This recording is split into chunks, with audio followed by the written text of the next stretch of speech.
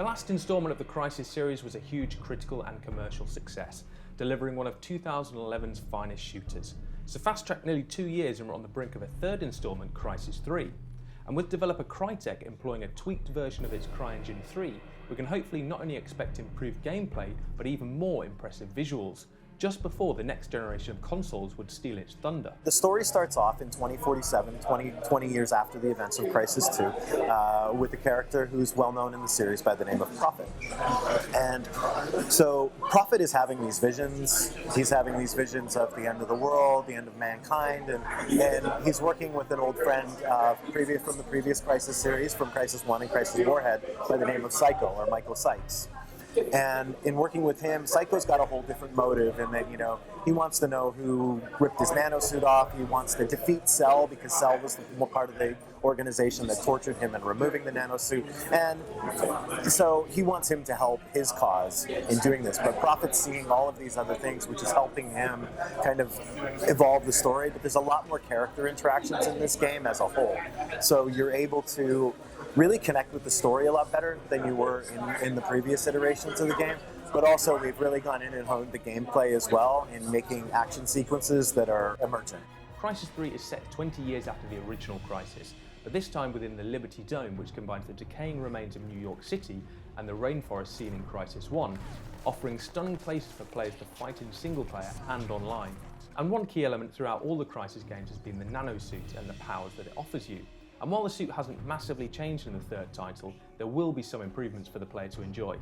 In terms of the suit functions and things like that, a lot of those are still very similar. We didn't want to go in and, create a lot of extraneous gameplay elements that were really just going to take away from what the core of Crysis is. But we went in and looked at some of those gameplay elements and go, how can we either make these better or build on top of those? And we've done that with suit modes, to attachments, to just overall feel of the game, and not to mention the environments that tie into that as well. Along with some incremental improvements to the player's weapons and suit, the approach to single player is improved with the bow and arrow playing a key part to survival, with the ultra customizability that's offered, which can pack a pretty powerful punch to any recipients.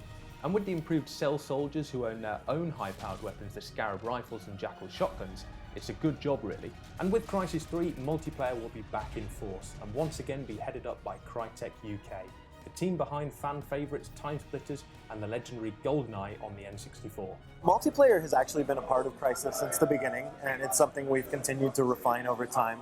Some people really liked it, some people didn't like it, and we kind of looked at that. We talked to the community, we had a lot of focus groups. We went back and we really refined what the gameplay is in multiplayer, and of course adding in a new mode, which has been a highlight for us, called Hunter as well, which basically pits, it's an asymmetrical gameplay mode that pits two guys start off as hunters in nanosuits that are permanently cloaked with a bow. Everybody else starts as Cell troopers.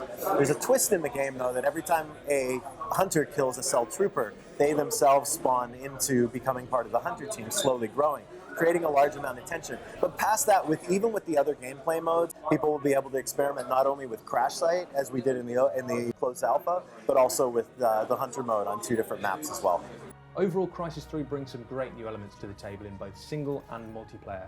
But the question is, has it done enough to put a firm stamp on the FPS genre to develop upon what the first 2 titles have done, and amazing titles like Far Cry 3, which have showcased how far shooters have come in this generation? Still, from what we've seen, the game looks like a well-crafted, visually stunning feast. Coming into Crysis 3, we've really gone and taken the best elements from Crysis 1 and Crysis 2 and what we've learned over the course of that time and integrated that into Crysis 3. From the environments to refining the gameplay to all of these various things that we've really tied into making a great end to the trilogy of this Crysis story bubble.